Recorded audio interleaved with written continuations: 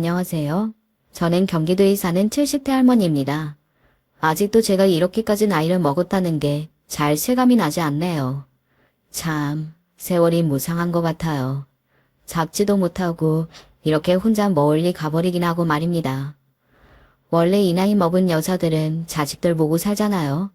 자식들과 그 손주들 보는 낙으로 말입니다. 하지만 저는 전혀 그렇지 않아요. 자식들이 없냐? 그것도 아닌데 말입니다. 차라리 없었으면 하고 생각할 때도 많아요. 오늘 사연은 제가 이렇게까지 생각하게 된 그 이유에 대해 이야기해 드릴게요. 아마 들으시는 분들도 다 같이 분노해 주실 걸로 생각합니다. 저와 남편은 연애 결혼을 했습니다. 저희 시절에는 연애 결혼이 거의 없었어요. 어쩌면 남편도 저도 뭐나 가진 것 없어 그게 가능했을지도 모르겠네요. 남편은 막노동했고 저는 그 노동 현장에 밥을 가져다 나르는 일을 했었습니다. 그 시절에는 그런 일을 하는 사람이 있었어요. 거기서 남편과 저는 눈이 맞았고 얼마간의 연애 끝에 결혼했습니다. 뭐 결혼이라는 말도 참 거창하다 생각될 만큼 굉장히 소박하고 조용한 결혼이었어요. 남편도 저도 가족도 친구도 거의 없었던지라 결혼식장에 손님이 양쪽 다 합쳐서 20-30명 정도밖에 되지 않는 정말 조촐한 결혼식이었습니다. 금 실반지 하나씩을 나눠 끼고 작은 단칸방에서 신혼살림을 시작할 때 남편이 제 손을 꼭 잡으면서 이렇게 이야기했어요. 우리 조금만 고생하자. 내가 당신 꼭 호강시켜줄게. 사실 남편의 그 말을 믿었다기보다는 그냥 그 마음이 고마웠어요. 그래서 남편이 뭘 하든 뒤에서 조용히 내조를 열심히 했던 것 같습니다.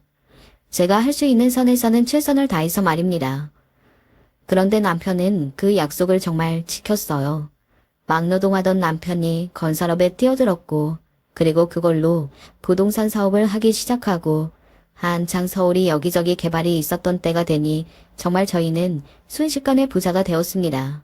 물론 그 사이에 저는 아이를 둘이나 낳았고요.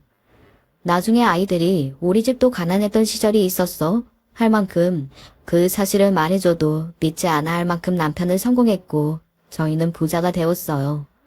호강시켜주겠다는 그 약속을 남편은 정말 지킨 겁니다. 그래서 저는 그 뒤로도 남편이 무슨 말을 해도 그냥 믿어요. 남편은 언제나 본인이 하는 말은 다 지키고 이루어내는 사람이었으니까요.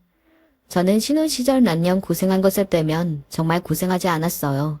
그리고 호강만 했습니다. 남편이 그렇게 만들어줬어요. 당신은 손에 물 묻히지 마. 당신은 좋은 것만 보고 좋은 것만 들어. 남편은 가난하고 힘들게 살았던 제 과거를 마치 대신 보상이라도 해주듯 제게 아무것도 시키고 싶어 하지 않았어요. 그리고 그건 아이들에게도 마찬가지였습니다. 우리는 어린 시절의 고생이라는 고생은 다 하고 자랐잖아. 우리 아이들은 부족함 없이 자라게 해주고 싶어. 하고 싶은 거, 먹고 싶은 거 다 하게 해주면서 눈치 안 보고 정말 행복만 하게 말이야. 어린 시절을 가지지 못하고 먹지 못한 것에 아이들을 위해 한이라도 풀듯 남편은 아이들에게 정말 잘했습니다. 하고 싶은 거, 먹고 싶은 게 입에서 말을 다 꺼내기도 전에 눈앞에 대령했어요. 저는 아이들의 교육을 위해서라도 가끔은 엄하게 할 필요가 있다고 했지만 남편은 전혀 제 말을 듣지 않았습니다. 아마 유일하게 제 말을 듣지 않는 부분이었을 거예요. 나중에 하나를 더 낳아서 저희 두 사람 사이에는 자식이 총 셋이 있었습니다. 아들, 딸이었어요. 사실 막내는 남편이 딸을 너무 가지고 싶어 해서 조금 무리를 해서 낳은 감이 있어요. 그래서 남편도 그만큼 저에게 고마워했고 또 딸아이를 무척 예뻐했습니다. 모든 걸 다 해줬어요. 좋은 옷, 좋은 음식, 좋은 학교. 아무튼 해줄 수 있는 건 다 해주면서 부족함 없이 키운다고 키웠습니다. 하지만 한 가지 우리가 가르쳐주지 못한 게 있었어요. 그렇게 품 안에서 귀하게만 여기고 키우다 보니 아이들이 하나같이 자기밖에 몰랐습니다. 한마디로 못돼먹게 큰 거죠. 나중에 세월이 많이 지나서 남편이 그 문제에 대해 후회하듯 말한 적은 있어요. 아주 오래전에 제가 했던 말을 들었어야 했다는 식으로 말이죠. 그때 당신이 아이들을 엄하게 가르치자고 했을 때 그 말을 들었으면 우리 애들이 조금 더 바르게 컸을까? 인제 와서 그런 말이 무슨 소용이 있겠어요. 그런 환경에서도 부모 위하고 착하게 크는 애들은 많아요. 그냥 당신도 나도 잘못한 거예요. 사실 아이들이 조금 점이 없고 너무 자신만 생각하고 돈이나 자신들이 뭐가 필요할 때 말고는 부모에게 딱히 애교 있게 말을 건네지도 않는다는 것은 이미 알고 있었지만 그래도 저희 부부는 자식들을 너무 사랑했습니다. 우리가 그렇게 키워서 표현이 그런 것뿐이지 속으로는 그래도 부모에게 감사하고 또 사랑하고 있을 거라고 말이죠. 하지만 아니었어요. 그걸 알 수 있는 사건이 발생했거든요. 그 일이 바로 제가 이곳에 사연을 보내게 된 이유입니다. 그러면 그 사건에 대해서 지금부터 이야기해 보겠습니다. 남편이 하는 일이 언젠가부터 굉장히 힘들어지고 있다는 건 알고 있었어요. 경기가 안 좋아지면서 하던 일을 정리를 할까 하는 말도 저에게 많이 했었고 말입니다. 그럴 때마다 남편은 늘 이렇게 이야기하며 그 뜻을 접었어요. 그래도 애들이 반대하니까. 이게 3년 전쯤이었는데 셋 다 시집 장가를 다 간 다음이었거든요. 사실 좋은 대학도 나오게 해줬고 그 덕에 좋은 회사에 다들 취직해서 좋은 배필도 만났고 결혼도 시켜줘, 집도 사줘. 이제는 정말 저희 노후 자금만 있으면 된다고 생각했지만 아이들 생각은 달랐습니다. 일하실 수 있을 때까지나 하셔야죠. 아버지는 복 받으신 거예요. 남들은 그 나이에 일하고 싶어도 못하는데. 그래 아따, 한 푼이라도 더 벌 수 있을 때 버시면 좋죠. 그 속내들을 사실 모르는 건 아니었습니다. 남편은 일을 하면 하는 대로 돈이 바로바로 들어오는 걸 알고 있으니 한 푼이라도 더 벌어서 자신들이 가져갈 재산을 늘리려고 한다는 그 속내를 말이죠. 남편도 저도 알고 있었지만 모르는 척 했던 것 같아요. 그래서 남편은 그 일이 있기까지 정말로 열심히 일했습니다. 그날 아침은 아직도 생생하게 기억나요. 남편이 아침 일찍 오늘따라 당신이 해준 밥이 먹고 싶다는 소리를 하더군요. 원래는 그런 사람이 아니어서 상당히 의아해하며 밥을 해줬습니다. 그리고 고맙다고 웃으며 집을 나갔어요. 남편을 보내놓고 설거지하는데 남편이 제일 좋아하는 컵을 깨트렸습니다. 아이고, 이걸 어째? 이건 이제 어디서 사지도 못하는 컵인데. 깨진 컵을 보면서 어딘가 불길한 생각이 들었어요. 하지만 애써 모른 척했던 것 같아요. 그리고 몇 시간 지나지 않아 남편과 같이 일하는 동료에게서 전화가 왔습니다. 남편이 쓰러졌다고 말이죠. 정말 무슨 정신으로 어떻게 병원까지 갔는지 모르겠어요. 정신을 차리고 보니 제가 수술실 앞에서 울고 있더군요. 의식이 돌아오지 않으실 수도 있습니다. 그 이야기를 듣는데 정말이지 하늘이 무너지는 기분이 이런 거구나 하고 생각했던 것 같아요. 정말 제 세상이 한순간에 사라지는 기분이 들었습니다. 아이들에게 연락하고 아들과 딸이 오기만을 기다리면서 그저 속만 덜덜 떨었던 것 같아요. 남편은 갑자기 의식을 잃었다고 했습니다. 뇌출혈이라더군요. 일찍 발견된 편이 아니라 수술 시간도 길어졌고 깨어날지 않을지도 모르고 게다가 깨어난다고 해도 그 후유증이 상당할 수 있다고 말이죠. 자식들이 다 도착해 그런 이야기를 듣고서는 자기들끼리 뭔가 이야기를 나누는 듯 했어요. 저는 당연히 아버지를 어떻게 하면 더 편하게 모실지 그런 이야기들을 나눈다고 생각했습니다. 그렇다고 하더라도 이미 저는 서운했거든요. 그래도 오자마자 아버지 안부를 묻고 제가 괜찮은지 확인하고 눈물이라도 줄줄 흘리고 엄마 괜찮냐고 챙기고 위로해주고 옆에서 든든하게 힘이 되어줄 거라고 생각했는데 자기들끼리 뭔가 바로 이야기부터 하는 게 이 상황이 슬프지 않냐 하는 생각이 들었던 것 같아요. 아버지 회사는 그럼 어떻게 되는 거예요? 바로 정리가 되나? 그거 아버지 지분 같은 거 유사시에 어떻게 정리하기로 해둔 건지 정해둔 거 있을 텐데. 보통 사업하면 그런 거 다 정해두잖아. 재산이 어떻게 될지부터 체크하는 모습을 보고 많이 벙벙했습니다. 그리고 병원은 작은 곳으로 옮기죠. 어차피 병원에서도 크게 해줄 건 없다고 하는데 괜히 멀고 이런 곳은 병원비도 또 비싸요. 병원 분위기도 복잡하고 조용한 곳으로 가는 게 아버지한테도 더 나아요. 그때 제가 참지 못하고 소리를 버럭 질렀던 것 같아요. 아버지 쓰러지신 지 몇 달이 됐니? 이제 하루 지났다. 니들이 사람 새끼들이니? 응? 슬퍼하고 엄마 위로해주고 그러지는 못할 망정. 오자마자 아버지 재산에 앞으로 돈 들어갈 걱정부터 해? 누가 너희한테 돈 달랐니?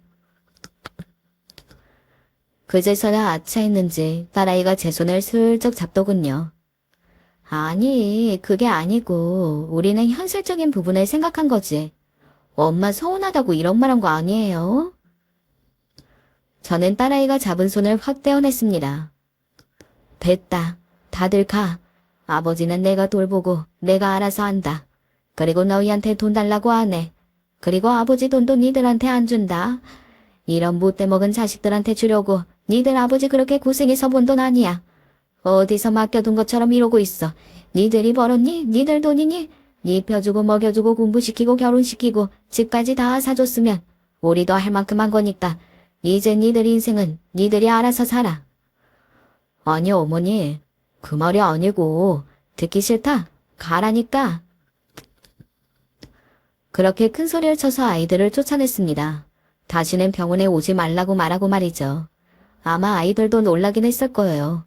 늘 소리라고는 지를 줄 몰랐던 엄마가 이렇게까지 화를 낸 건 처음 보니까 말입니다. 그리고 늘 해달라는 건 다 해줬기 때문에 이번에도 하자는 대로 할 줄 알았던 거죠.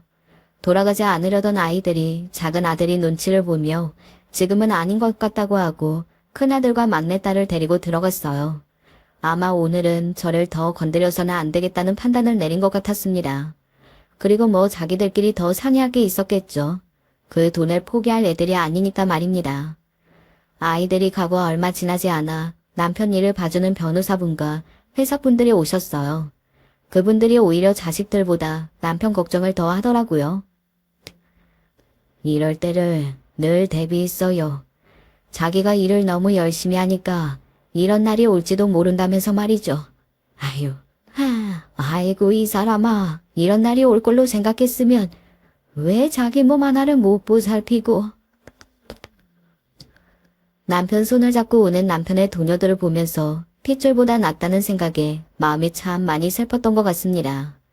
그리고 이야기를 들어보니 남편이 만약 이런 일이 생겨 회사 일을 돌볼 수 없을 때는 남편이 가진 회사의 지분이나 재산들, 그리고 회사 운영을 어떻게 할 것인지에 대해 여러 가지 이미 합의를 해둔 것들이 있더라고요. 일단 모든 재산은 부인분 앞으로 해두셨습니다. 유사시에는 무조건 다 부인분 앞으로 해두는 걸로 유언장을 작성해 두셨거든요. 돌아가신 게 아니라서 이대로 실행이 되려면 아직 절차상 남은 것들이 많지만 일부는 미리 정리해서 쓰실 수 있도록 해두셨으니 병원이나 당분간 생활비는 걱정 없으실 거예요. 그 이야기를 들으니 다시 한번 눈물이 나더군요. 이렇게 평생을 저와 가족들밖에 모르고 산 사람을 자식이라는 것들이 어떻게 그렇게 할 수 있는지 싶어서 말입니다. 그때 결심했던 것 같아요.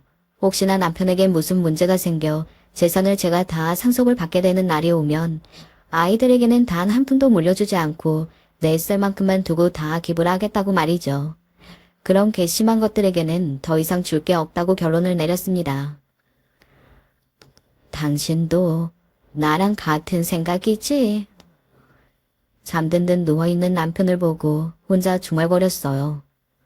그런 생각이 아니라고 해도 나는 그렇게 할 거예요.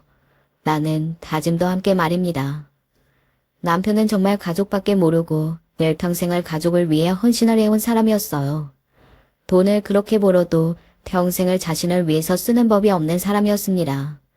가난했던 어린 시절에 돈을 모으기만 하고 쓰는 버릇을 들이지 않아 돈 쓰는 방법도 모르겠고 또 돈이 많아도 쓰면 안 될 것 같다고 늘 웃으면서 그렇게 이야기하던 사람이었어요.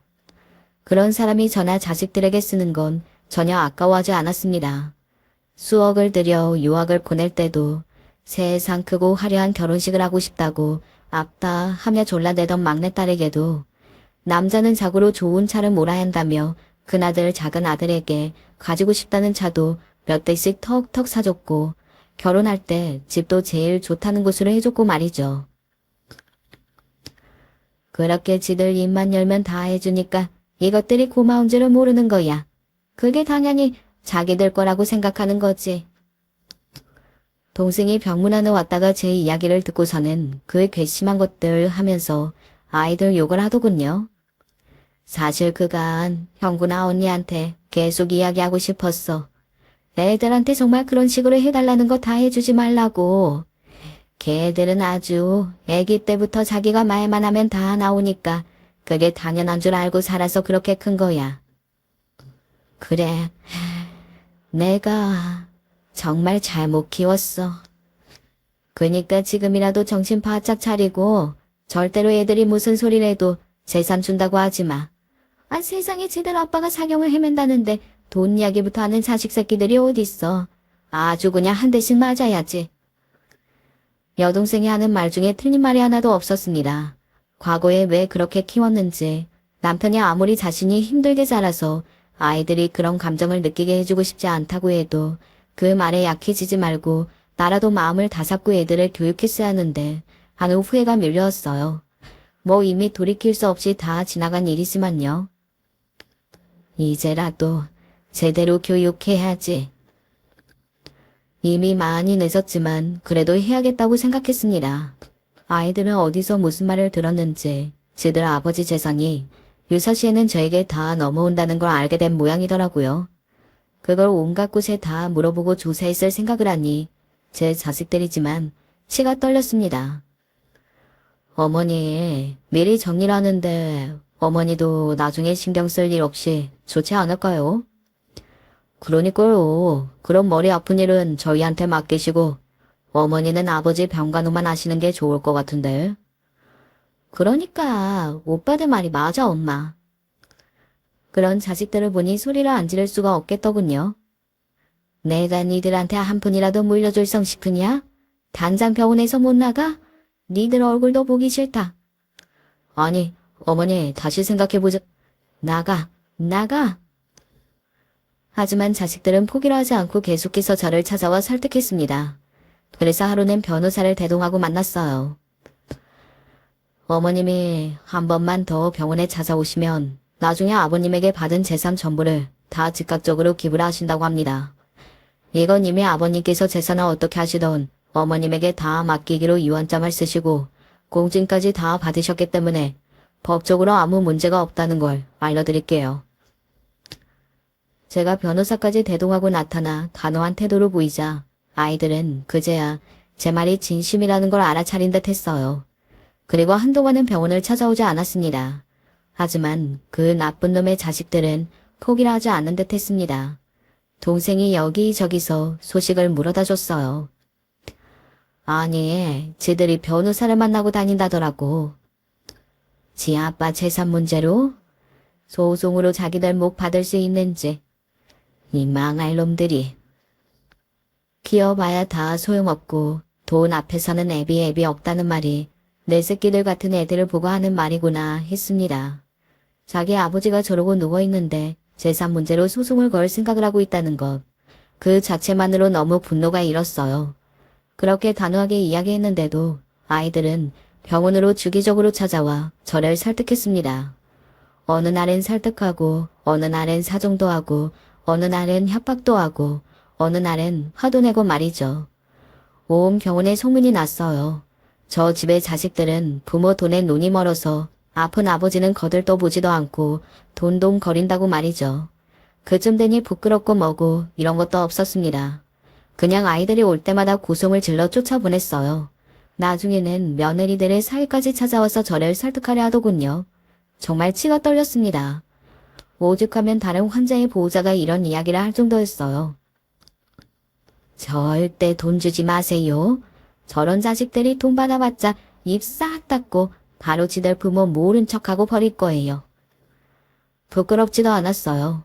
그냥 남편과 제가 너무 불쌍했습니다.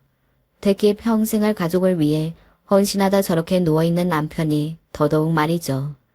하도 찾아오니 어느 날은 너무 스트레스가 쌓여서 하루 종일 눈물만 나더군요. 병원 사람들도 늘 저렇게 찾아와 시끄럽게 하는 자식들을 좋지 않은 시선으로 봤고 말이죠. 그래서 병원에 옮기기로 했습니다. 대방으로 알아봐서 병원에 옮겼어요. 남편이 겪고 있는 문제에 대해 더 명의가 있다는 병원을 찾고 또 찾아서 말입니다. 그리고 집도 이사했어요. 혹여나 자식들이 찾아올까 봐서 말입니다. 그러다가 또 너무 서러워졌어요. 자식을 피해 도망가는 부모가 얼마나 있을까 싶은 생각이 들었거든요. 여보, 당신이 빨리 일어나서 저 망할 놈의 자식들 다 혼 좀 내줘요. 여보, 대체 언제 깨어날 거예요? 남편의 손을 잡고 매일 밤을 울었어요. 그 기도가 하늘에 닿았는지 남편의 몸이 점점 의식이 돌아오기 위한 신호들을 보내고 있다더군요. 자극에 반응하고 손가락을 움직이고 하고 있다고요. 그때부터 희망을 품었던 것 같아요. 남편이 의식이 돌아올 수도 있겠다는 생각에 하루하루 들떴던 것 같습니다. 남편만 정신이 돌아오면 그간 일한다고 자식들 챙긴다고 하지 못했던 것들을 다 할 계획도 세웠어요. 해외여행도 가고 남편이 그토록 해보고 싶었던 봉사활동도 다니면서 조용히 여유롭게 우리 둘이서 말입니다. 그리고 드디어 남편이 의식이 돌아왔어요. 여보. 남편이 처음 눈을 뜨고 저를 불렀던 그 순간을 저는 아마 죽을 때까지 잊지 못할 것 같습니다. 이렇게 기쁠 수도 있구나 라는 생각을 했었거든요. 아마 인생에서 가장 기쁘고 행복했던 순간을 꼽으라면 바로 그 순간이 아닐까 싶어요. 남편은 물론 처음부터 온전하게 모든 정신이 돌아오지는 않았지만 그래도 저도 알아보고 고개도 끄덕였어요. 바로 모든 게 회복되지는 않을 겁니다.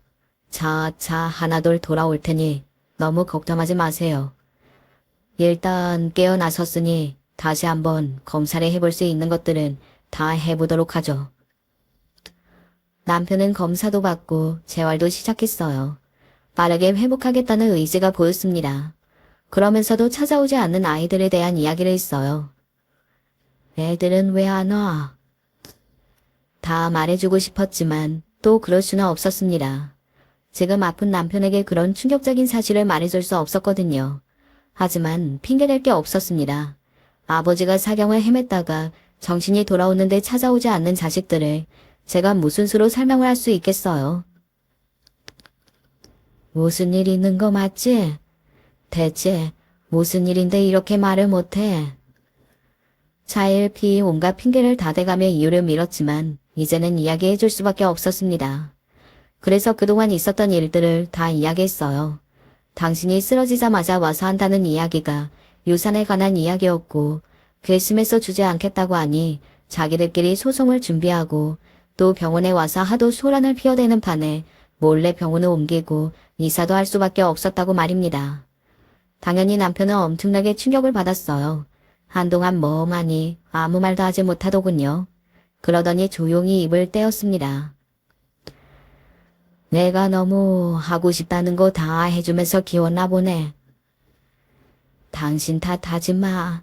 당신이 혼자 키운 것도 아닌데.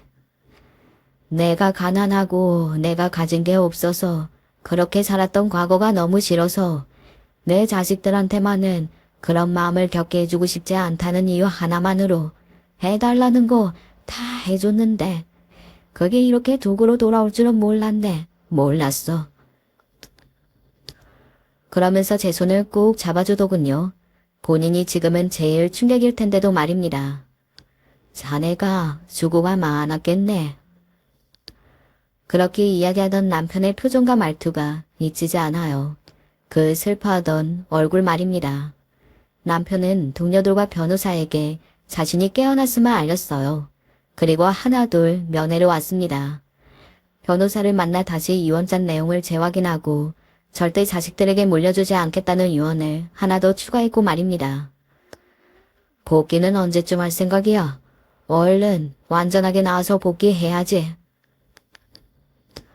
아마 남편의 동료분들은 남편을 응원하는 마음으로 그런 말을 했던 것 같아요. 하지만 남편은 의외의 대답을 했습니다. 이제 대원에도 일 안 하려고 아내랑 여기저기 여행 다니면서 좋은 거 먹고 좋은 곳 다니고 모아둔 돈 나랑 아내를 위해 쓰면서 남은 여생 보낼 거야. 오로지 우리 두 사람을 위해서 말이야. 남편은 이제 아득바득 살지 않겠다고, 뭘 위해서 이렇게 힘들게 살았는지 모르겠다고 하더군요. 오로지 가족들을 위해서 자식들을 호강시켜주겠다는 일념 하나로 살아온 자신의 모든 세월과 노력이 부정당하는 기분이라고 말이죠. 그런 남편의 허망하고 슬픈 마음이 저에게까지 느껴져서 너무 슬펐던 것 같습니다. 자식들을 향해 소리치고 싶었어요. 니들이 무슨 짓을 했는지 아느냐고 말이죠.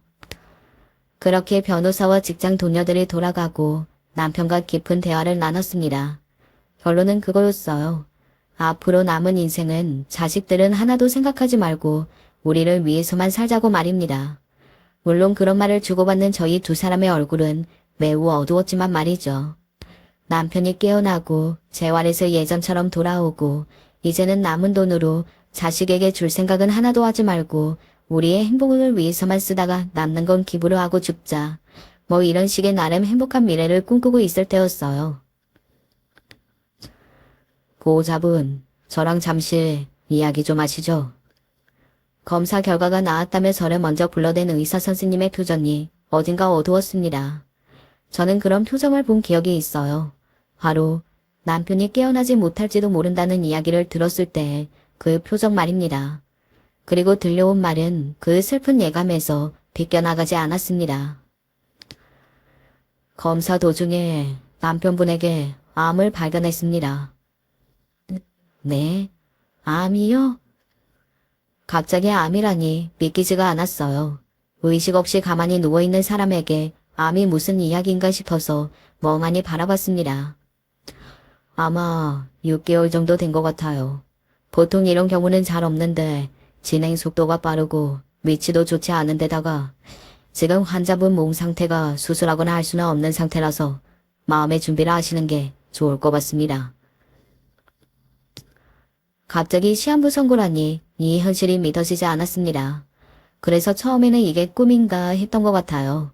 그리고 그 다음에는 분노였습니다. 하늘을 보고 소리쳤던 것 같아요. 일평생 저렇게 고생만 한 사람한테 어떻게 이러실 수 있어요? 어떻게? 남편의 시한부 이야기를 듣고 나오는 길에 주저앉아서 한참을 울었던 것 같아요. 어떻게 남편에게 이렇게까지 세상이 잔인할 수 있는지, 대체 왜 남편에게만 이런 일이 일어나는지 하는 마음의 말입니다. 그리고 그 다음에는 남편이 너무 불쌍해서 슬펐어요. 그 사람의 그 기구한 인생이 너무나 말입니다. 이제는 저 사람한테 정말 나밖에 없어. 옆에 딱 달라붙어서 끝까지 지켜야겠다는 생각을 했던 것 같아요. 그렇게 제 마음은 다잡았지만 한 가지 난관이 있었습니다. 바로 이 사실을 어떻게 남편에게 말해야 할지 정말 감도 잡히지 않았어요. 얼른 재활을 다 하고 검사 결과를 잘 받아서 퇴원해서 저와 여기저기 여행을 다니고 맛있는 걸 먹으러 다닐 생각을 하는 남편을 보고 있으니 어떻게 말을 해야 할지 모르겠더군요. 남편이 잠든 새벽에 남편의 손을 잡고 울었습니다. 그런데 그런 제 손을 쓱 잡는 손길에 너무 놀라 고개를 번쩍 들었어요. 다름 아닌 남편이었습니다. 자네, 왜 이렇게 울어? 여보, 그게... 제가 아무 말 하지 못하고 울고만 있자 남편이 씩 웃더군요. 나 다 알아. 남편의 그 말에 순간 굳었습니다. 뭘 알고 있다는 건지 분간이 되지 않았어요. 나 암이라며. 남편은 이미 의사 선생님에게 자신의 병을 이야기 들었더라고요. 요즘 자네가 아무래도 이상해서 내가 가서 물어봤지. 나는 정말 괜찮으니 그렇게 밤마다 울지 않아도 되네. 오히려 편안한 듯 보이기까지 하는 남편의 그 모습에 더 슬퍼졌던 것 같아요. 남편은 이 또한 운명이라면 받아들이겠다고 하더군요. 그리고 그 다음 날부터 바로 항암을 받기로 했어요. 한순간이라도 더 저와 같이 이 생에 있고 싶다고 말이죠. 거기서 항암을 받고 재활하다가 퇴원해서 저와 이곳저곳 즐겁게 다니다 다시 항암을 받고 그것조차 저희 부부가 너무 많은 걸 바라는 거였을까요? 아버지. 아이고, 아버지. 엄마도 참, 아버지가 깨어나셨으면 우리한테 먼저 연락을 했어야지. 어떻게 알았는지 그 얼굴도 보고 싶지 않은 자식 새끼들이 찾아왔더군요. 기쁘지도 않으면서 기쁜 얼굴하고 말이죠. 아니 어쩌면 정말 기뻤을지도 모르겠네요. 한 푼도 주지 않겠다는 어머니보다 아직 설뜰 때 희망이라도 있는 아버지가 눈을 떴으니 말입니다. 게다가 자신들의 부탁을 한 번도 거절하지 않고 매번 들어줬던 아버지니 말입니다. 아이고 아버지, 저는 아버지가 깨어났을 거라 믿어 의심치 않았습니다. 그러니까 우리 아빠가 어떤 아빠인데. 아이들은 남편의 양쪽에 달라붙어 평소에는 하지도 않던 말들을 하며 남편에게 잘 보이려 애쓰더군요. 그 모습이 제 자식들이지만 역겹기까지 했습니다. 저 말에 진심이 과연 있기는 할까 하는 생각에 말입니다. 그때였어요. 얘가들이 지금 어디라고? 남편이 정말 세상 처음 보는 얼굴과 처음 듣는 목소리로 무섭게 소리를 질렀습니다. 순간 아이들도 저도 너무 놀랐어요. 아버지. 고마움도 모르는 자식들한테 나는 더 이상 호구 같은 짓 안 한다. 너희한테 한 푼도 못 주고 앞으로 얼굴 보고 살 생각도 없으니 당장 돌아가거라. 남편의 그 말에 아이들은 잠시 당황한 듯 보였습니다. 하지만 이내 표정을 싹 바꾸고는 조금 전과는 다른 태도로 자세들을 고쳐 앉았어요. 아버지 시한부인 거 알고 있어요. 어디서 알았는지 알고 왔더라고요. 그래서 그래서 어쩌라는 이야기냐, 어? 제가 너무 화가 나서 소리를 버럭 질렀지만 이미 그 자식들은 그런 건 귀에도 눈에도 들어오지 않은 것 같았습니다. 어차피 그 많은 유산 다 쓰고 돌아가실 수도 없고 그렇다고 애써 버신 돈을 남한테 주는 건 더 아깝잖아요. 그래서 어차피 저희 주실 거 지금 정리하자는 말이에요. 그 뻔뻔한 말에 입이 떡 벌어지려던 찰나였어요. 남편이 베개를 아이들 쪽으로 던졌습니다. 누가 니들한테 준다고 하더냐, 어? 아이들은 그런 남편의 반응에 몹시 당황한 듯 했지만 이내 더 뻔뻔하게 말 그대로 횡태를 부리기 시작했어요. 요산 정리나 하고 죽으셔야 자식들끼리 싸움 안 하는 거 모르세요? 너 지금 아픈 아버지한테 그게 할 소리냐? 아프시니까 하는 말 아니에요? 멀쩡하시면 이런 말을 왜 해요? 엄마도 잘 생각해. 우리랑 싸우고 싶지 않잖아. 이제는 막무가내로군요. 그 장면을 보고 있던 병원의 다른 환자들과 보호자들 그리고 직원들도 고개를 절레절레 저을 만큼 아이들은 막무가내였습니다. 니들한테 안 주는 방법 이미 변호사랑 다 이야기 끝냈다. 아무리 싸우고 조종해봐라. 니들한테는 한 푼도 안 가. 그러면 아버지 돌아가시고 나면 어머니 맨날 찾아가서 달라고 하죠 뭐. 그 말에 저도 남편도 입을 떡 벌렸어요. 아무리 돈 때문에 부모를 저버리는 세상이지만 이렇게 대놓고 눈앞에서 아파서 시한부 판정을 받은 본인의 아버지에게 그런 말을 한다는 것 자체가 너무 현실감이 없었습니다.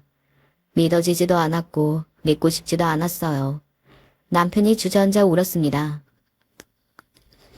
아이고, 내가 자식을 잘못 키워도 너무 잘못 키웠네. 이따위 쓰레기들로 만들어놨으니 해달라는 거 다 해주고 금이야 오기야 키운 게 잘못인 줄은 꿈에도 생각을 못했네. 인간부터 만들었어야 하는 건데, 아이고.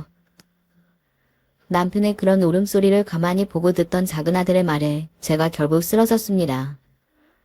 잘못 키우신 보상으로 유산 상속부터 해주세요, 그럼. 바로 그 말의 말입니다. 눈을 떠보니 아이들은 다 가고 없더군요. 제가 쓰러지고 나서 의료진들이 달려왔고 주위의 환자들과 보호자들이 저런 자식들이 다 있냐고 손가락질하며 욕을 했다고 합니다. 아이들은 그런 모습을 잠시 바라보다 그래도 부끄럽기는 한지 자리를 떴다고 말이죠. 다시 금방 온다고 하더라고. 그 망할 놈의 자식들. 그러면서도 남편에게 곧 다시 온다고 하고 갔다더군요. 남편은 도저히 아이들을 용서할 수 없다고 했습니다. 자신의 평생을 부정당하고 배신을 당한 기분이라고 했어요. 남편은 당연히 그런 감정을 느끼고도 남을 만하긴 했습니다. 그만큼 아이들에게 헌신적이었으니 말입니다. 김 변호사 불렀어. 뭐 어쩌려고요. 이미 유산 상속을 하나도 안 가게 해놨잖아요. 줬던 것도 다시 뺏을 수 있는지 한번 물어보려고. 전에 그런 거 봤던 기억이 나서. 그리고 변호사가 와서 물어보니 정말로 미리 상속한 걸 다시 받아낸 판례들이 있고 가능하다고 하더군요. 물론 자식들이 부모에게 막대하거나 명확한 과실이 있을 때만 가능하다고요. 하지만 그 자식들은 이미 병원에서 수많은 행패를 부렸기 때문에 이미 증거는 차고 넘쳤습니다. 충분히 받을 수 있을 것 같아요. 사준 집을 도로 받을 생각이었습니다. 남편이 말이죠. 그렇게 한참을 소송을 준비하던 과정에서 남편의 1차 항암 치료가 끝이 났습니다. 그리고 새로운 집으로 가려던 그 태어나던 날 그 자식들이 다시 찾아왔어요. 아버지, 다시 한번 잘 생각해 보세요. 아버지 가지고 나면 결국은 어머니 혼자 남는 건데 저희한테 이러시면 안 된다니까요. 그냥 고집 그만 부리시고 미리 상속해 주세요. 다 늙어서 왜 그런 고집을 부리시는 거예요 대체? 여태 잘 지시다가? 막내딸의 그 말에 앉아있던 남편이 벌떡 일어나 말했습니다. 그래서 이미 줬던 것도 도로 가져오려고 한다. 남편의 그 말에 아이들이 무슨 말 하는 건지 눈이 동그랗게 떴어요. 김 변호사 이야기 들어보니 이미 상속한 부분에 대해서도 소송을 하면 돌려받을 수 있다고 하더구나. 나는 니들이 너무 괘씸해서 그냥 못 넘어간다. 이미 줬던 것도 다시 받아야겠어. 자식들은 남편의 그 말에 정말 몹시 당황한 듯 보였습니다. 말까지 더듬을 정도였으니 말이죠. 아니 그게 무슨 말이세요? 도로 달라니 그게 법적으로 가능할 리가 있어? 그니까 그게 무슨 말도 안 되는 소리라. 어? 되네? 휴대폰으로 뭔가를 검색해본 큰아들이 낮은 목소리로 말했고 작은 아들과 막내딸이 일순간 말을 멈췄습니다. 그게 된다고? 말이 돼.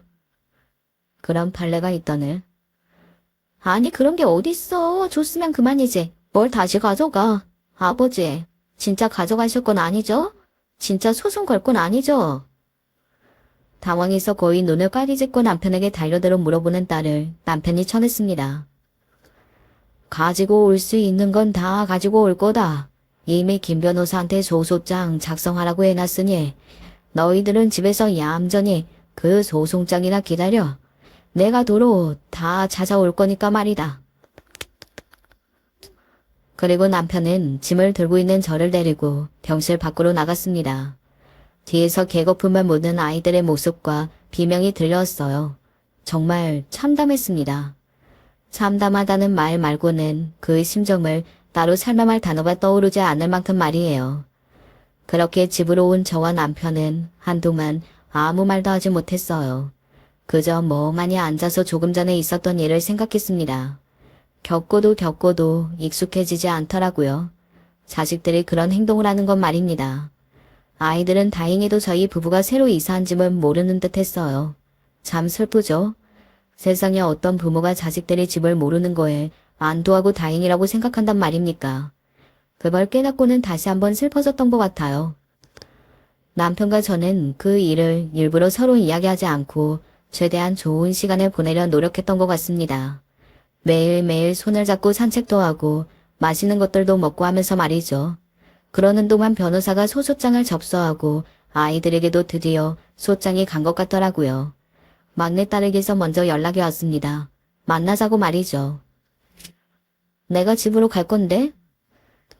니들한테 우리 이사한 지 알려주고 싶지 않다. 제 그 말에 딸아이도 어딘가 씁쓸해하는 것 같더군요. 내가 미안해 엄마. 네가 인제 와서 무슨 소리를 해도 절대 너희한테 재산을 주는 일은 없을 거야. 제 그 말에 저를 가만히 보던 막내딸이 조심스럽게 이야기했습니다.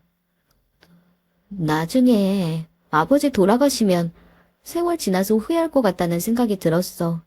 만약에 내 자식이 나한테 그러면 얼마나 충격적일까 하는 생각도 했고, 엄마랑 아버지가 원한다면 절대 아버지의 재산에 대해서 앞으로 이야기하지 않겠다는 각서도 쓰고, 다시는 눈앞에 나타나지 말라고 하면 안 나타날게. 상속 반환 소송만 취하해줘. 막내딸은 그 이야기를 하러 온 거였더라고요. 이미 준 것만 다시 가져가지 말아달라는 말입니다. 앞으로 하라는 대로 다 하겠다면서 말이죠.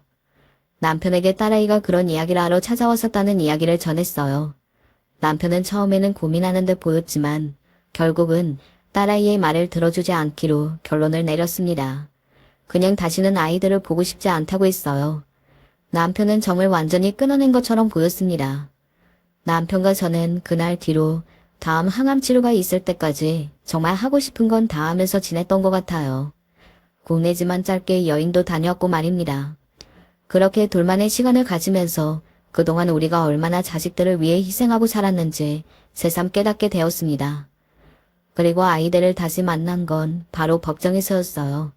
그런 곳에서 그런 식으로 자식들과 만나게 될 날이 올 거라고는 과거에 저는 단 한 번도 상상해보지 못했을 겁니다.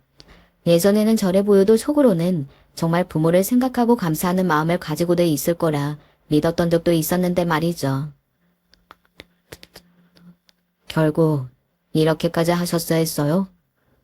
자처한 건 니들이다. 자식들인데 너무하다는 생각은 안 하세요? 니들이 우리한테 그런 생각 안 하니?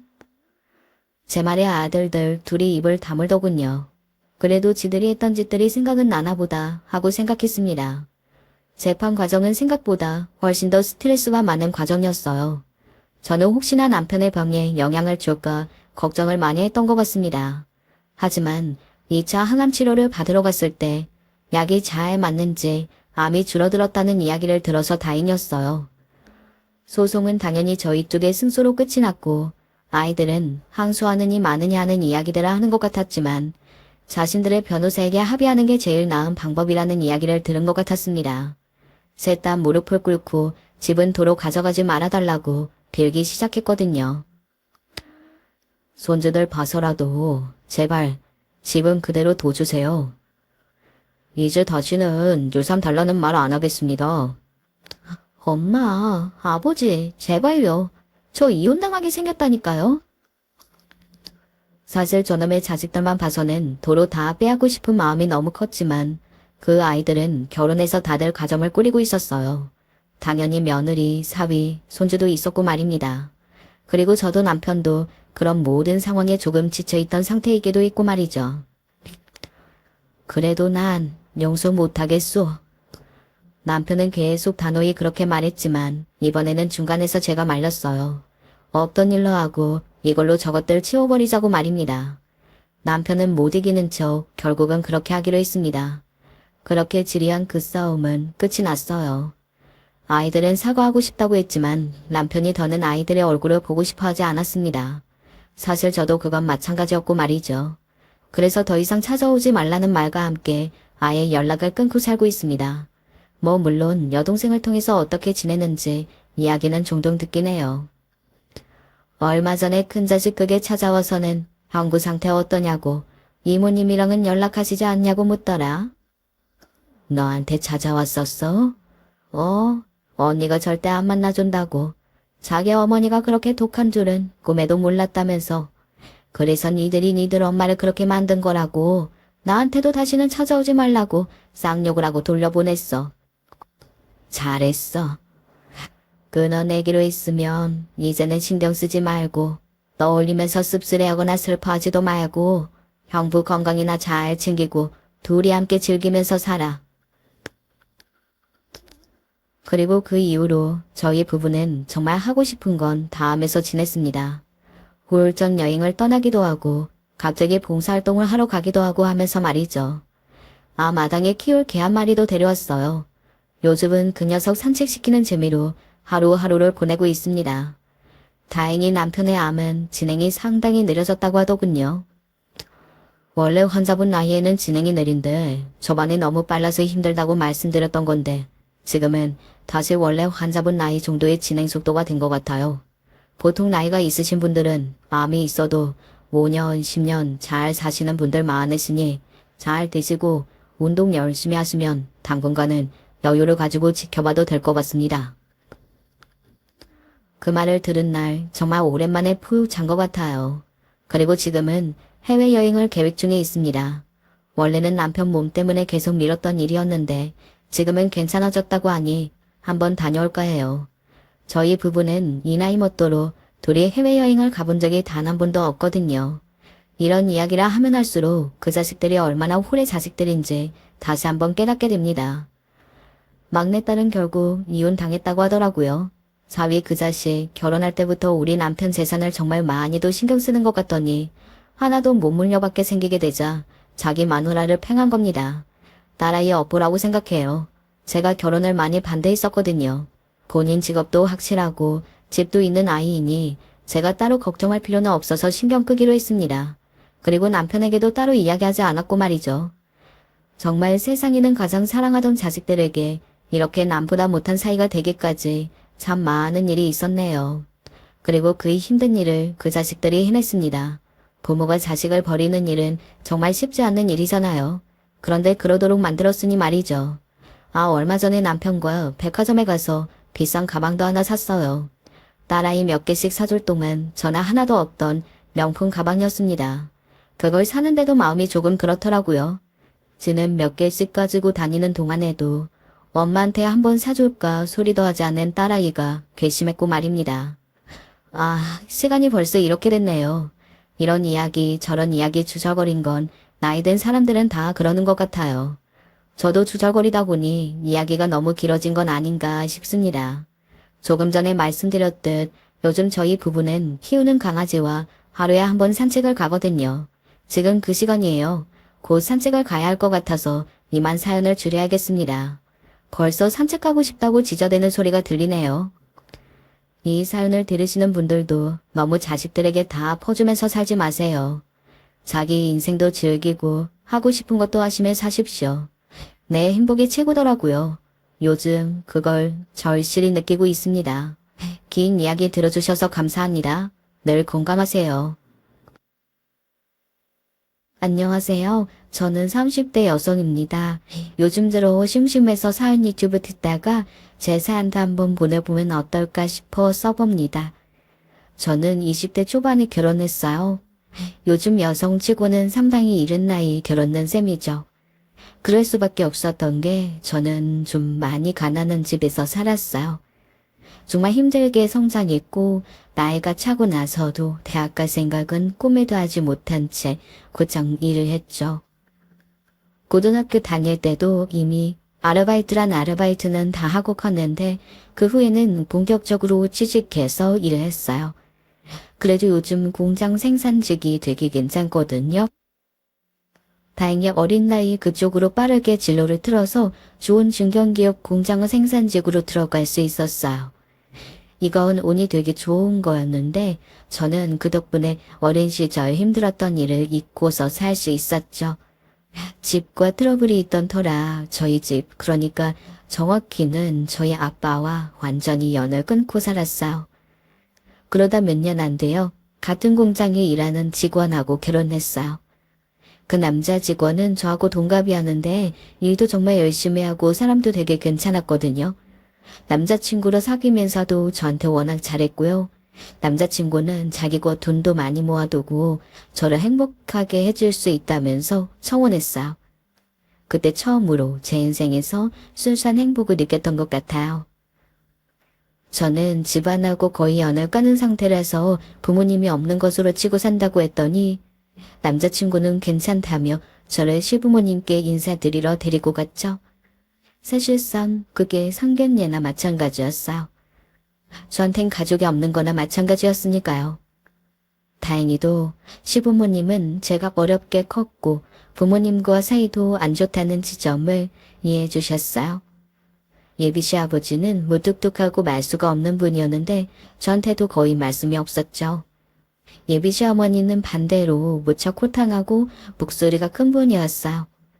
남자친구한테 물어보니 어머니가 거의 생계를 유지하면서 살아오셨고 게다가 지금은 굉장히 큰 가게를 갖고 계신다고 해요. 맛집으로 소문난 국밥집이라고 했어요. 어쩐지 시댁 아파트가 아주 잘 산다는 느낌이 들더라고요. 예비 시댁에 다녀오면서 전 궁금해서 남자친구한테 물어봤어요. 아니, 시댁 정말 잘 사시는 것 같은데 자기는 왜 대학이 진학 안 했어?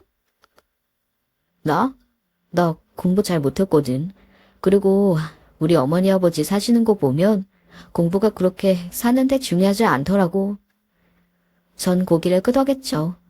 사실 전 남자친구가 저와 비슷한 조건일 거라 생각해서 그동안 마음 편하게 연애해왔는데 남자친구 집이 너무 잘 살고 가정적으로도 행복해 보여서 좀 미치게 됐어요. 저는 같은 공장 다니고 옷도 허름하게 입고 다니고 해서 당연히 저랑 비슷한 줄 알았죠. 경제적으로 워낙 태어나면서부터 힘들었기 때문에 전 그게 좀 컸어요. 남자친구네 집이 잘 산다고 하니까 그게 일단 힘들었죠. 하지만 남자친구는 저한테 절대 다른 걸 요구하지 않았어요. 그저 같이 행복하게 살아보자고 다른 경제적이나 가정적인 조건 같은 건 중요하지 않다고요. 그런 사람을 만났다는 게 저한텐 정말 큰 행운이었죠. 우린 결혼하고 나서 신혼집을 시댁 근방에 얻었어요. 어차피 전 친정도 없다 치고 살았기 때문에 아예 합가한다 해도 별다른 할 말이 없었어요. 그런데 남편이 도리어 같이 사는 건 싫다고 딱 잘라서 시댁 근처에 아파트를 얻었어요. 남편이 자기가 일을 할 테니 저한텐 일을 그만두라 해서 공장을 그만두게 되었죠. 사실 저는 힘들게 살면서 만난 사람이라 당연히 반지하 월사방에서 신혼살림을 시작하리라고 생각했어요. 하지만 남편은 공장에서 일하면서도 다른 생활비가 들 일이 없어 그랬는지 돈을 정말 많이 모았더라고요. 게다가 시댁에서도 아주 시원하게 돈을 많이 보태주셔서 아파트 전세로 시작할 수 있었죠. 대출도 안 끼고 말이에요. 저는 정말 이런 신혼생활이 꿈만 같고 믿을 수 없었어요. 그래서 시어머니한테 잘하려고 노력했고 시댁에 가서 많이 도와드리려고 노력했어요.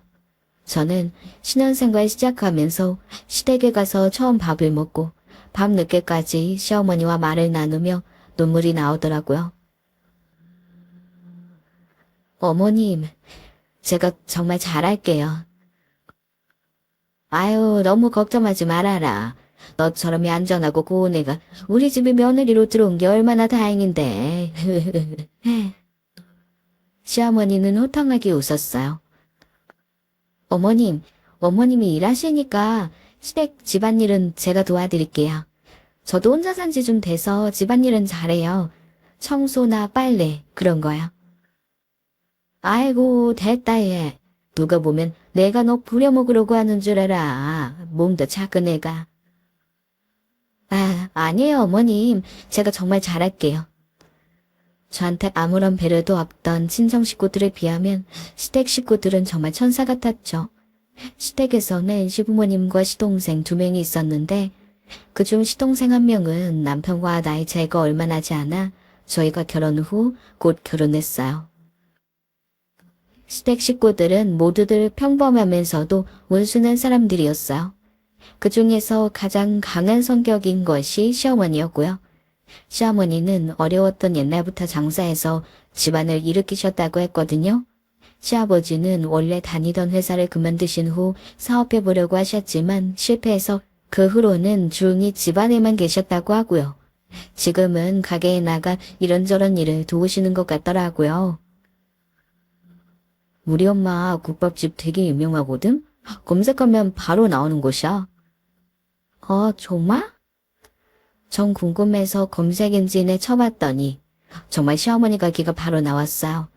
방송에도 몇 번 나갔을 만큼 유명한 집이었죠. 운영한 지 벌써 몇십 년이 되었더라고요.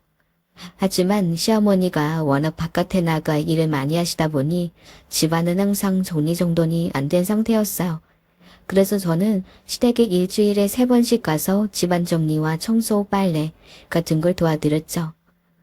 어머니는 그게 너무 좋았는지 집안이 아주 반짝거린다며 흐뭇해하셨어요. 시아버지도 말씀은 없었지만 조용히 웃어 보이셨고요. 손아래 동서는 아직 어려서 집안일을 잘 할 줄 모르더라고요. 저는 그냥 제가 하겠다고 했어요. 어린 동서가 굳이 시댁 일을 떠맡을 필요도 없거니와 저는 제가 하고 싶어서 하는 거였으니까요. 동서 역시 저한테 고마워했죠. 그렇게 몇 년이 흘렀어요.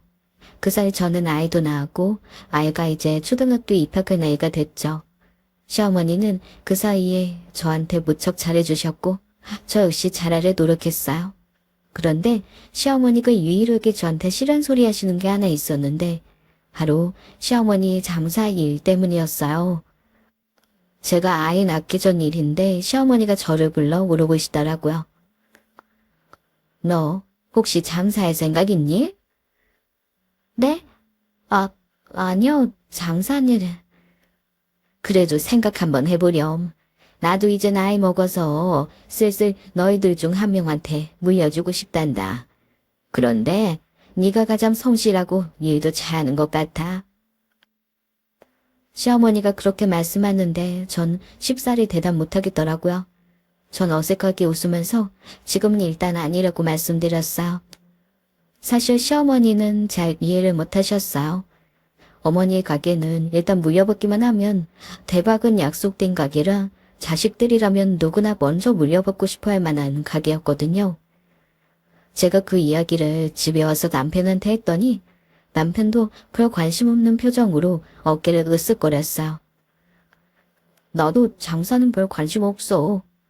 당신은 욕심 정말 안 나는 거야. 난 관심 없어. 그러니까 하기 싫어. 정확히 말하면. 싫다고 어머니가 물려주신다 해도 어머님께는 죄송하지만 난 하고 싶지 않아. 전 한숨을 쉬었어요. 하긴 제가 그렇게 떨떠름하게 말해놨으니 시어머니가 굳이 저한테 더 가게 이어받으라고 하시지 않을 거라고 생각했죠. 하지만 시어머니는 그 뒤로도 꾸준히 저한테 가게를 맡으라고 말씀하셨어요. 의외로 진심으로 제가 장사 잘할 거라고 예상하시는 것 같더라고요. 하지만 저는 그 말씀이 달갑지만은 않아서 계속 거절했죠. 아이를 낳고 크기까진 시어머니가 막 심각하게 말씀하신 것은 아니었어요. 어머니도 제가 아이 낳고 키우느라 고생하는 걸 아셔서 그런지 그냥 적당히 말씀만 하고 넘어가셨죠. 하지만 아이가 초등학교 들어갈 나이가 되니 이제 시어머니가 좀 더 강하게 말씀하셨어요. 전 아이 기르는데 집중하고 싶다고 장사까지 하면 제가 못 버틸 것 같다고 계속해서 거절하니 시어머니가 점점 더 마음이 상하시는 것 같았죠. 나중엔 남편이 와서 이상하다는 듯 말하더군요. 여보, 당신 우리 어머니랑 무슨 일 있어? 아니, 왜? 일은 무슨... 아니, 어머니가 당신 왜 그렇게 적극적이질 않냐고 그러시더라고. 어머니가 전화까지 해서 나한테 그렇게 말씀하시는 거 처음 봐서 말이야. 그게... 전 고민이 됐죠. 그동안 어머니가 계속 장사를 권하시는 걸 남편도 알긴 했는데 요즘 들어 더 심해졌다는 건 말 안 했거든요. 그래서 저는 남편한테 그냥 터놓고 얘기했어요. 남편은 고개를 갸웃했어요. 그래서 어머니가 가게를 동생하고 재수 씨한테 물려줘야겠다고 그러시나? 동서한테? 차라리 동서한테 주는 게 낫겠다고 화를 내시더라고. 전 고개를 끄덕였어요. 하지만 동서는 일을 좀 잘하는 편이 아니라 아마 장사는 힘들 거였어요. 옆에 도와주는 사람이 반드시 있어야 할 거였죠. 하지만 차라리 제 입장에선 동서가 장사를 물려받는 게 나았어요. 정말 전 너무 하기 싫었으니까요. 남편은 그런 제가 좀 이상하다는 듯 말했어요. 그런데 그렇게까지 가게 물려받기 싫어? 이상하다. 다른 사람들 같으면 정말 먼저 물려받으려고 난리였을 텐데. 나 원래 돈 욕심 없잖아. 아무리 그래도 그렇지. 하긴 뭐 장사도 워낙 힘든 일이긴 하지만 말이야. 국밥 줍 일이 좀 힘들어야지. 전 한숨을 쉬었어요. 시어머니는 그 뒤로 저한테도 직접적으로 말씀하시더라고요. 절 불러다 앉히고서 단도직입적으로 말씀하셨어요. 너 정말 장사 안 물려받을 거니? 아, 어머님. 전 정말 난처했어요. 평소에 제가 그렇게 막 거절을 잘하는 성격도 아니어서 게다가 평상시에 항상 잘해주시는 시어머니가 이렇게 세게 말씀하시니까 정말 난감했죠. 시어머니는 몇 년 사이 많이 나이를 드셨고 얼굴에 주름도 많이 늘어났지만 여전히 아주 강한 분이었어요. 내가 정말 힘들게 일구어온 내 일터다. 난 내가 믿을 만한 사람한테 주고 싶어. 정말 소중한 곳이란 말이다. 네, 어머님. 저도 이해해요. 그럼 네가 당장 나와서 일해라. 너도 욕심 좀 내야 해. 집에서 편하게만 있으면 평생 발전이 없다. 하지만 어머님, 전 정말 힘들어서 그래요. 가게에 물려받아서 운영할 자신이 없어요. 왜 자신이 없어? 일장 무식꾼도 다 하는 일이다. 내가 알려주는 대로만 일하면 되는 거야. 어머니는 전에 없이 강하게 말씀하셨죠. 하지만 전 자신이 없어서 이 핑계 저 핑계 대며 빠져나오려 했어요. 시어머니는 하지만 다 필요 없다는 듯 강하게 말씀하시더군요. 아니, 너 당장 다음 달부터 일 시작해라. 내 밑에서 그냥 간단한 서빙부터 배워. 그럼 되는 거다.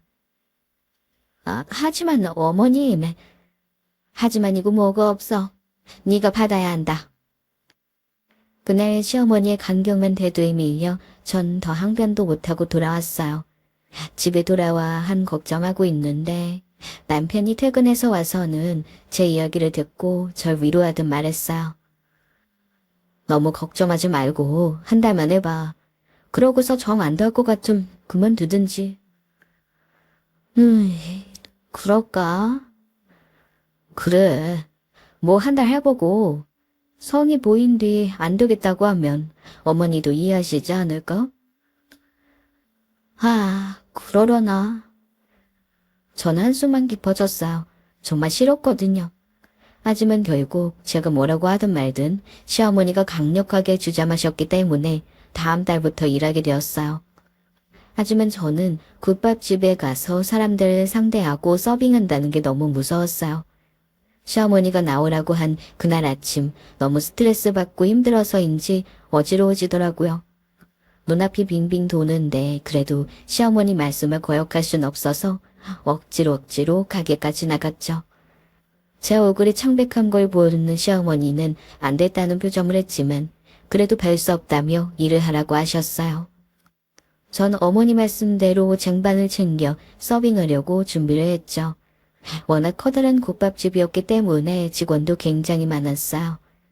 2층으로 된 건물 자체가 시어머니의 가게였죠. 직원들은 제 눈치를 보더라고요. 아마 제가 다음 대에 이걸 물려받을 사람이라고 생각하는 것 같았어요. 가게 안에 한가득 고기국 끓는 냄새와 더불어 손님들이 들어오는 소리가 가득 차기 시작하더라고요. 그때가 딱 점심 장사 시작하기 직전이었는데 11시가 되어 문을 열자마자 사람들이 쏟아져 들어오기 시작했어요. 전 그때부터 가슴이 막 뛰더군요. 좋아서 뛰는 게 아니라 스트레스를 받아서 뛰는 거였죠. 그래도 이왕 왔으니 일을 열심히 해야겠다 싶어 준비하는데 하늘이 빙글 돌면서 휘청하더군요. 전 벽을 잡고 잠깐 기대어 있는데 시어머니가 의아한 얼굴로 다가오셨어요. 왜 그러니?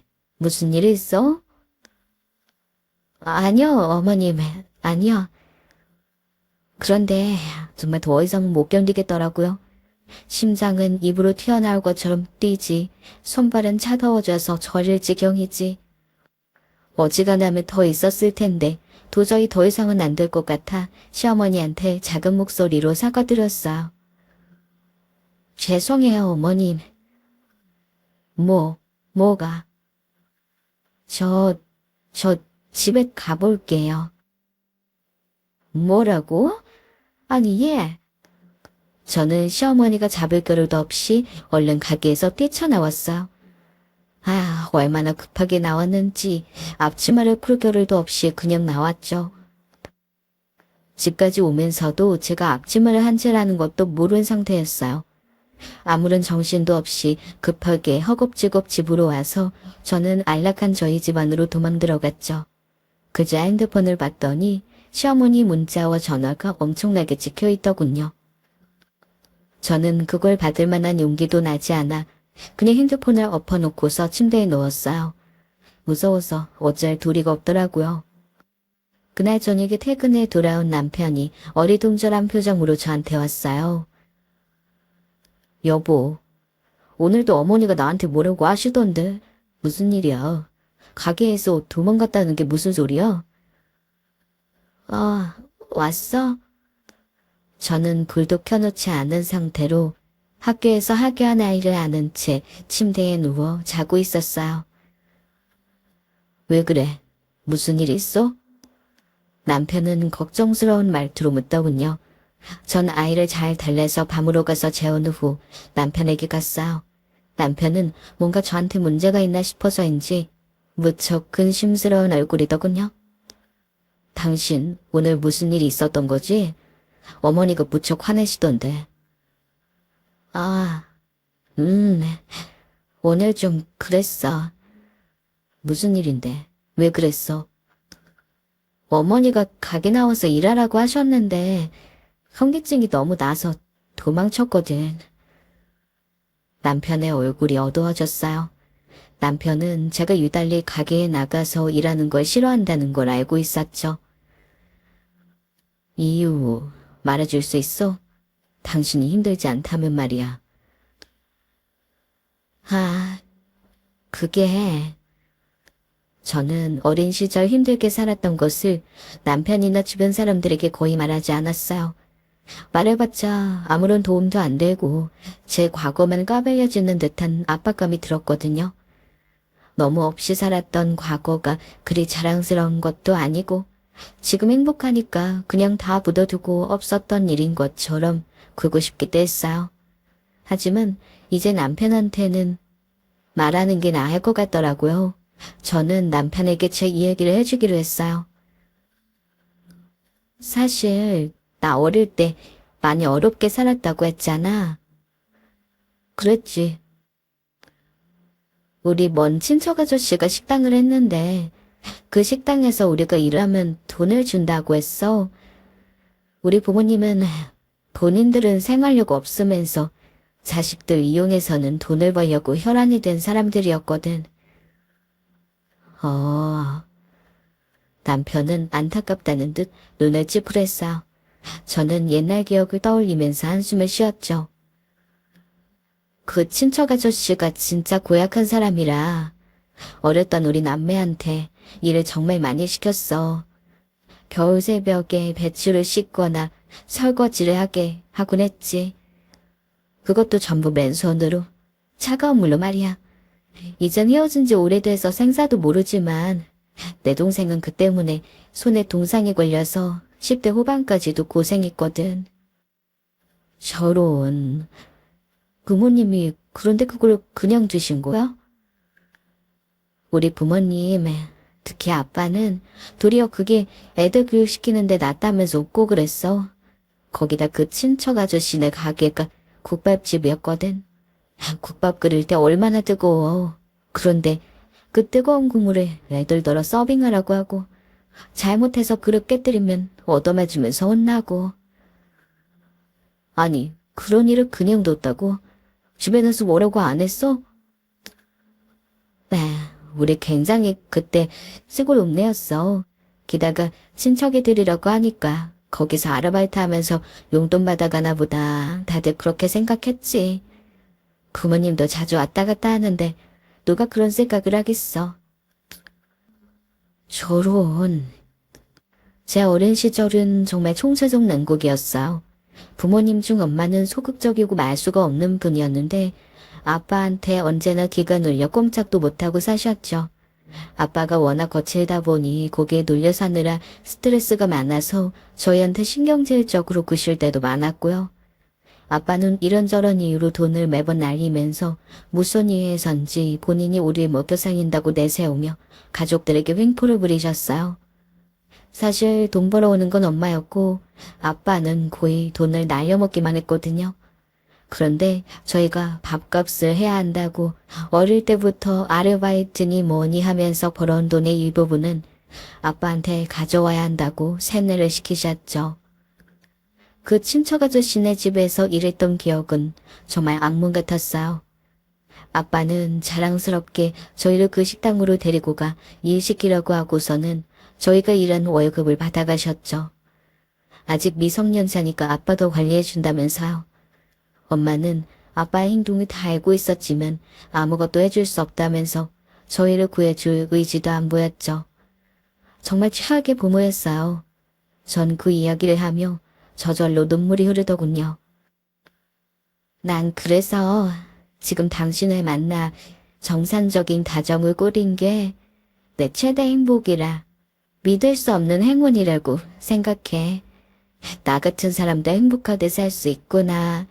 고통스럽지 않게 살 수 있구나 싶어서. 그랬구나. 그래서 난 식당에 나가서 일한다는 게 너무 힘들어. 그때 그 시절이 다시 찾아오는 것 같아. 남편은 절 이해해주며 고기를 끄덕였어요. 그럼 그걸 어머니한테 말씀드리면 어때? 어머니도 이해해주실 거야. 나 이 이야기 당신한테 처음 한 거야. 절대 아무도 내 과거에 대해 몰랐으면 좋겠어. 물론 나 못 살았던 거 어머님 아버님도 아시지. 그런데 이렇게 너무 세세하게 고통스러웠던 과거 이야기는 아무도 몰랐으면 해. 남편한테 그 이야기를 한 것만 해도 전 정말 큰 용기를 낸 거였어요. 전 평생 살면서 어린 시절의 기억을 그냥 묻어두고 지우기 위해서 정말 많은 노력을 하며 살았거든요. 무조건 잊으려고 한다고 능사가 아니란 사실도 알았지만 제 입장에선 그게 최선이었어요. 그 이야기가 많은 사람들한테 알려진다는 것 자체가 싫었죠. 하지만 남편은 한숨을 쉬며 시어머니한테만이라도 얘기하는 게 어떠냐고 했어요. 저는 아직은 아니라고, 나중에 마음의 준비가 되면 하겠다고 했죠. 사실 그걸 무조건 숨기면서 끝까지 갈 순 없을 것 같더라고요. 그 이후 시어머니에게 제가 전화드리고 시댁으로 갔어요. 시어머니는 예상대로 마음이 많이 상하신 상태인 것 같더라고요.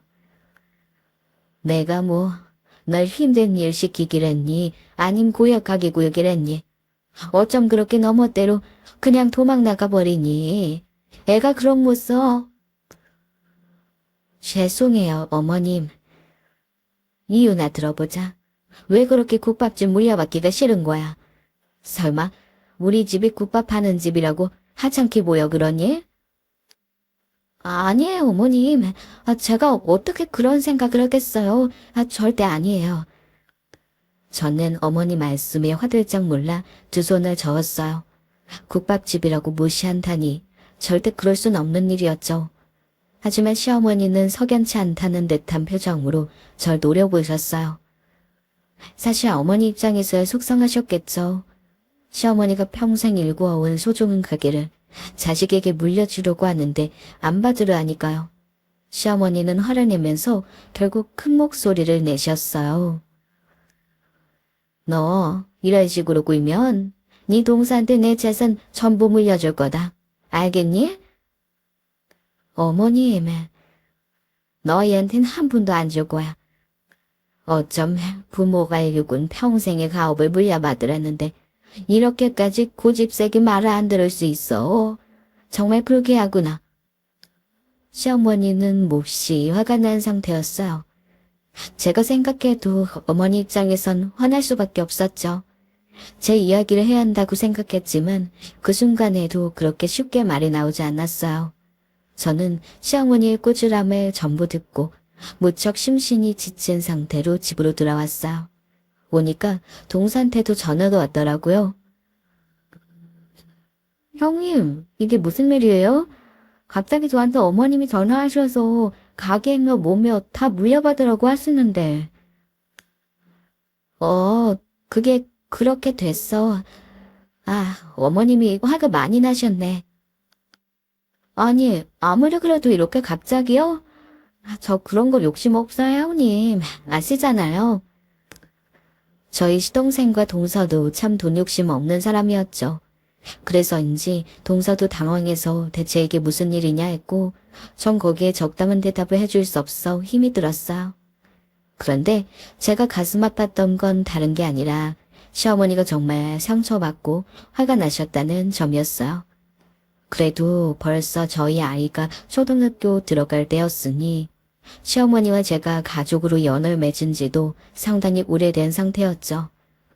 그렇게 제법 긴 기간 또 다른 자식으로서 여겼던 며느리가 유독 시어머니가 일군 가게에만 그렇게 싫은 기색을 보이니까 어머님이 당황스러우실 수밖에 없었어요. 저는 정말 고민을 많이 하다가 시어머니께 한 번만 더 가게에 나가보겠다고 말씀드렸죠. 어머니는 씨름하지 말라고 화내시다가도 제가 노력해보겠단 말에 은근한 기대감을 내비치셨죠. 너 이번에도 잘못하면 정말 너희 시동생하고 동서한테 전 재산 다 물려줄 거다. 네, 네 어머니. 사실 재산을 물려주시는 건 누구한테 물려주시든 상관없었어요.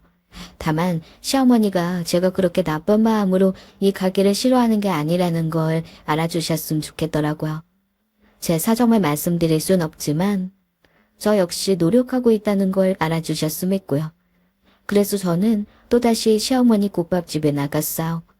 일단 일을 하면서 가게 돌아가는 사정을 알라고 하셔서 저는 그 말씀에 따라 일을 했죠.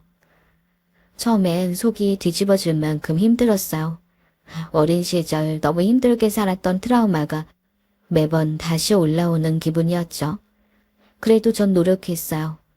요즘 몸이 너무 힘들고 아프다는 핑계를 대고서 시어머니께는 가게에서 하루에 2시간만 있겠다고 했죠. 그래도 시어머니는 제가 노력한다는 거 자체가 좋으셨는지 그렇게 하라고 하시더군요. 그래서 저는 하루에 2시간만이라도 가게에 적응해 보려 노력했어요. 그래도 시간이 약이라고 천천히 적응이 됐어요. 한 보름을 일하고 나니 그래도 가게에 있는 동안만이라도 정상적인 사람처럼 다른 사람들이 이상하게 보지 않을 정도는 되었어요. 저는 2시간 동안 열심히 서빙하고 움직이면서 머릿속에 올라오는 나쁜 기억들을 눌러버리려고 노력했죠. 그런데 그 적응이라는 게 제 생각이었을 뿐이었나 봐요. 속으로는 계속해서 스트레스가 쌓이고 있었는지 몸이 급격히 안 좋아지기 시작했죠. 전 밤에 자다가도 속이 미식거려서 토하고 밥도 제대로 먹지 못했어요. 살이 너무 급격하게 빠지기 시작하니 남편이 너무 걱정했어요. 가게에 그만 나가지 그래. 3달 정도만 다녀오려고. 내가 노력했다는 거 어머님이 아시고 나면 그래도 마음이 덜 상하지 않으실까 싶어서. 그러다 자기 몸이 축나겠어. 요즘 너무 힘들어 보여. 남편이 다정한 게 걱정해주는 것만도 고마웠죠. 하지만 전 이번이 마지막이라고 시어머니께서 최대한 마음 안 상하시게 제가 할 만큼 했다는 걸 보여드리고 싶었어요. 전 그래서 석 달간 시한을 정해두고 일을 나갔죠. 그래도 시어머니는 제가 가게에부터 일하니까 만족하시더라고요. 언젠가는 제가 시어머니 가게를 물려받을 게 분명하다고 생각하셨는지 가게 매출이 얼마나 되는지 돈 관리는 어떻게 해야 하는지 같은 부분도 다 알려주셨어요. 정말 감사했지만 전 절대로 이 가게에서 오래 있고 싶지 않더라고요. 국밥집은 점심 식사 때 정말 바빴어요. 예전 친척 아저씨네 식당에서 힘들게 일하던 시절을 떠올리게 하는 부분이 너무 바빴죠. 손님들은 진상도 간혹 있어서 어린 시절 이삼은 아저씨들한테 봉변 담았던 기억도 떠올랐어요. 하루하루가 고역이었죠. 그러던 어느 날 진상 손님 한 명을 상대하게 됐어요. 하필 시어머니가 다른 일 때문에 잠시 자리를 비우신 상태였죠. 아저씨 손님은 국밥이 너무 뜨겁다면서 저를 불러 화를 내더군요. 다른 직원들과는 달리 전 암묵적으로 시어머니 바로 다음 정도 되는 위치라고 받아들여졌기 때문에 여기 사장 나와 라는 아저씨의 말에 어쩔 수 없이 가야 했어요. 국밥이 이렇게 뜨겁게 나오면 어떡해. 혀를 다 뒤었잖아. 손님, 국밥은 원래 아주 뜨겁게 나갑니다. 끓는 국물을 뚝배기에 넣어서 바로 나오는 것이니까요. 이걸 항의하셔도 저희가 해드릴 수 있는 건 없어요. 무슨 소리야? 지금 내가 이 식당에서 밥 먹고 입을 전부 대어 아파 죽겠는데 해드릴 수 있는 게 없다니? 그 진상 손님은 입에 거품 물고 화를 냈죠. 가만 보니 이미 밥도 거의 다 먹은 상태인데 이제 와서 입을 대었다고 화를 내는 게 분명 돈을 안 내려고 그러는 것 같더라고요. 무전취식하려는 인간들은 워낙 많았는데 이렇게까지 적반하장인 건 또 처음이었어요. 저도 모르게 화가 나서 저 역시 목소리를 높였죠. 아니, 밥 다 드시고서 이런 말씀하시는 이유가 뭐예요 대체?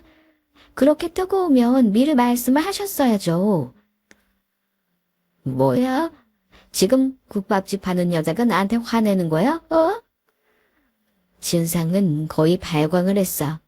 그런데 저도 속에서 우라가 울컥 치밀어 그냥 그대로는 질 수 없었죠. 그래요. 국밥이 뭐가 어때서. 당신보다 몇 배는 더 잘 먹고 잘 사니까 헛소리하지 말아요. 이따위 국밥 조가리 팔아서 먹고 사는 주제 뭐가 어째? 국밥 조가리. 당신은 뭐가 그렇게 잘나서 이 국밥 만들어내는데 얼마나 우리 어머님이 고생하는지 알아? 저는 악을 쓰며 그 진상과 싸웠어요. 제 쪽에 당연히 직원들이 가세했고 누군가는 경찰을 부르겠다며 위협하기도 했죠. 진상은 당황스러운지 멈칫하다가 험악한 기세로 절 때릴 듯이 손을 들어 올렸어요. 저는 맞을 거라고 생각해서 잔뜩 움츠러들었죠. 그런데 그때 출입문 쪽에서 들어온 시어머니가 병력같이 소리를 질렀어요. 당신 뭐야? 시어머니 기세가 남달랐어. 원래도 대장부이신 건 알았지만 그렇게까지 무섭게 소리를 지르실 줄은 몰랐죠. 진상 손님은 그 기세에 겁을 먹고 당황해서 어쩔 줄 모르다가 결국 시어머니가 대판 혼내고는 거의 빼앗듯이 국밥값을 받고는 쫓아내버리셨어요. 아가, 놀랐지? 아휴, 어쩌니. 시어머니는 혀를 차셨어요. 전 어머니가 우셨다는 안도감과 더불어 속에서 뭔가 울컥하는 감정이 솟아올라 현기증이 났어요. 하늘이 빙글빙글 돌면서 이번에는 곁에 붙잡을 벽도 없어서 전 그대로 쓰러져 버렸죠. 어머 얘야. 시어머니가 놀라 소리 지르는 게 들려왔어요. 하지만 눈도 뗄 수 없었고 그냥 눈앞이 캄캄했죠. 그 후 저는 눈을 떴더니 병원이었어요. 곁에는 남편이 있었죠. 자기야, 이제 정신이 들어? 남편은 제가 눈뜬 것을 보고 안도의 한숨을 내쉬었어요. 응급실에 실려왔는데 다행히도 별다른 문제는 아니었고 그냥 영양실조와 스트레스로 인한 기절 증상이었다고 하더군요. 그랬구나. 나 그동안 밥을 통 못 먹긴 했어. 아휴, 그래. 자기 너무 마르더라고. 그래도 큰 병 아니라 천만 다행이다. 남편은 한숨 쉬며 말했어요. 전 고개를 끄덕였죠. 걱정했을 남편한테는 정말 미안했거든요. 어머님은? 어머니 지금 가게 대충 정리하고 오신다고 했어. 자기 기절했던 게 그렇게 오래되지 않았거든. 놀라셨겠다, 어머님. 그러셨나 봐. 곧 밖에서 인기척이 들리더니 어머니가 들어오셨어요. 시어머니는 가만히 절 보시더니 남편한테 잠깐 나가 있으라 하시더군요. 저는 시어머니가 오셨으니 일어나 앉아 웃었어요. 네, 저 괜찮아요, 어머님. 아휴, 그래. 시어머니는 한숨을 쉬며 제 곁에 앉으셨죠. 침대 옆에 작은 의자에 앉아 시어머니는 가만히 저를 보셨어요. 내가 그동안 너무 너한테 간유를 많이 했지? 네? 아니에요, 어머님. 아니에요. 시어머니 말투가 어딘가 울적하고 우울하신 것 같아 좀 깜짝 놀랐어요. 어머니는 워낙 좋은 분이셔서 절대 시어머니 그 기분이 안 좋아지는 걸 원하지 않았거든요. 그런데 시어머니는 한참이나 고개를 숙이고 계시더니 입을 떼시더군요. 네 남편한테 이야기 들었다. 네? 전 무슨 이야기인지 몰라 잠시 멍하니 있다가 조금 후 무슨 말씀이신 줄 알았어요. 시어머니는 제 어린 시절 이야기를 하고 계셨죠. 내가 대체 왜 그러냐고 계속 물어서 네 남편이 이야기해 준 거란다. 탓하지는 마라. 그래도 나도 무슨 사정인지 알아야겠다고 생각해서 그랬다. 네. 난 정말 그런 일이 있었을 줄은 몰랐단다. 시어머니는 한탄하셨어요. 그동안 네가 가게에서 일하면서 어딘가 무척 이상하다고 생각은 했어. 평생 그렇게 침착하고 차분한 아이가 가게만 오면 너무 달라지더라고. 그랬나요? 티를 안 내려고 했는데. 항상 벽에 기대서서 힘들어하고 손님이 뭐라고 하면 당황하고 네가 얌전하고 착하지만 그렇다고 그렇게 마음이 엄청나게 약한 애는 아니었는데 이상할 수밖에 없었지. 거의 석 달이 다 되어가고 있으니 시어머니가 눈치채신 게 이상한 일은 아니었어요. 저는 저 나름대로 최대한 티를 안 내려 노력했지만 결국 시어머니가 알아버리신 거였죠. 저는 제 과거가 갑작스레 시어머니에게 알려졌다는 사실 때문에 좀 혼란스러웠어요. 하지만 생각보다 그렇게 당황스럽거나 부끄럽지 않더라고요. 저는 가만히 이불을 내려다보다가 말했어요. 미리 말씀드렸다면 좋았겠지만 제가 당시 기억이 참 부끄러웠어요. 그랬구나. 말씀드리기가 좀 어색하고 망설여질 만큼요.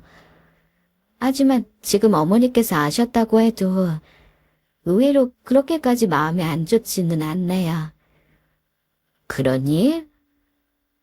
제가 생각보다 어머님을 더 가깝게 생각하고 의지하고 있었나 봐요. 세아가 시어머니는 절 쳐다보시는데 눈물이 조금 고여 있으시더라고요. 네, 날 그렇게 생각해줘서 참 고맙다. 저야말로 감사하죠, 어머님. 시어머니는 한참이나 제 손을 잡고 가만히 계셨어요. 저도 시어머니가 새삼스레 감사하고 시어머니 체온도 감사했죠. 이렇게 이해해 주실 줄 알았다면 미리 말씀드릴 걸 그랬다는 생각도 들었어요.